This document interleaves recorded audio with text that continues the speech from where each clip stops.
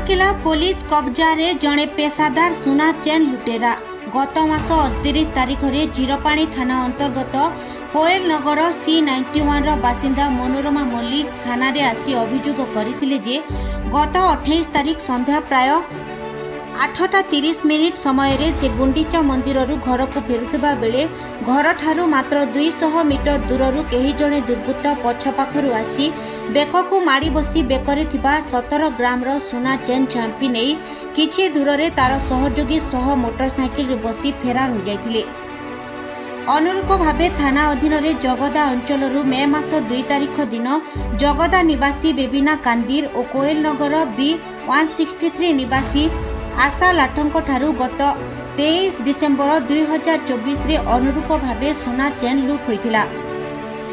ए समस्त घटनार तदंत करी सीसीटीवी फुटेज और वैषयिक प्रमाण आधार रे मुख्य अभियुक्त वीरमित्रपुर अंचलर राजेश साहू और फांडी को गिरफ्त करथिला। तार सूचना आधार रे एही चोरी सामग्री किणिथिबा उदितनगर थाना अंतर्गत मालगोदाम शिव मंदिर अंचलर सतीश कुमार वर्मा ठारू चोरी सामग्री जबत करा जायछि। जबत होइथिबा सामग्री मध्यरे 2टी सुना chain, 2टी mobile, गोटिए TVS Apache motorcycle और OD14M 5938 बजाज ऑटो सामिल अछि।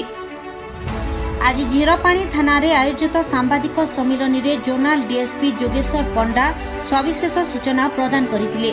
गिरफ अभियुक्तक नाम रे राउरकेला पुलिस जिलार विभिन्न थाना रे पूर्वरु 16टी मामला रहिथिबा बेले चोरी सामग्री किणिथिबा अक्षय ओरफ सतीश कुमार वर्मा नाम रे उदितनगर थाना रे 3टी मामला रहिछि।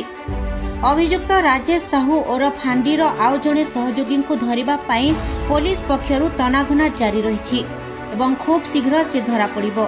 एही सांबादिक सम्मेलन रे थाना अधिकारी प्रदीप नायकंक समेत अन्यान्य स्टाफ उपस्थित रहिथिले। अभियुक्त द्वयं को कोर्ट चालान करा जायछि। मो कोइलनगर सी ब्लॉक बासिंदा मांकर सेटा सुना चेन गत 28/6/2025 रे मो माँ संध्या 8:10 रे आमर कोइलनगर सी ब्लॉक स्थित गुंडीचा मंदिर रे ठाकुर दर्शन करिया को जाइथिले। मो माँ को सहित मो झियो भी थिला सांगरे से ठाकुर दर्शन करिकी फेरला समय रे आकु जनक आमर कोइलनगर स्थित सी ब्लॉक जो Durga Puja pandal community centre municipality रो से गेट पाखरे सी तांको गला बेले वाच करिथिला। फेरिला बेले तांको फॉलो कला।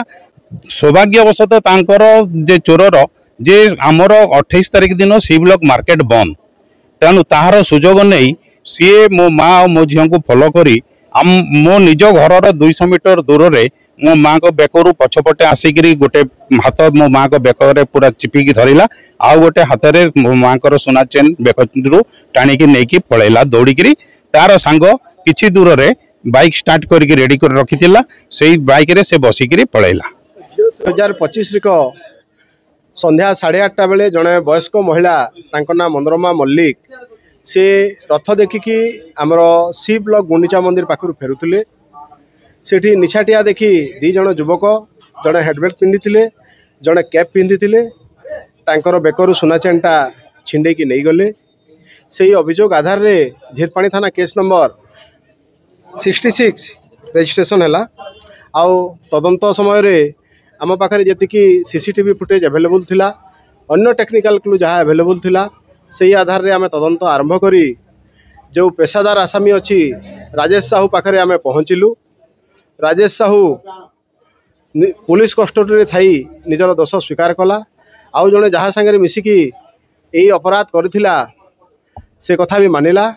आउ अपराध समय रे चिंताई करथिबा एही सुना चेन आगरू चिंताई करथिबा आउ 2टा सुना चेन कथा से मानिकी आमको 2टा सुना चेन एबे अक्षय कुमार वर्मा पाखरु रिकवरी देले।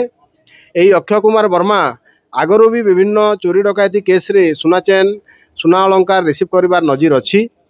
तांको पाखरु एबे 2टा सुना चेन आमर जब्त करा हिची। आउ आसामी माने घटना समय रे व्यवहार करिथिबा मोबाइल फोन तांकर मोटरसाइकिल ऑटो सबु जिनस सीजर करा हिची। आगामी दिन में जो रही जाइए आउ जड़े मुदला आउ रिसीभर जहाँ पाखर नेक्स्ट सुना चेन मिल सेटा भी धरिकी आपण मानक जन दिया।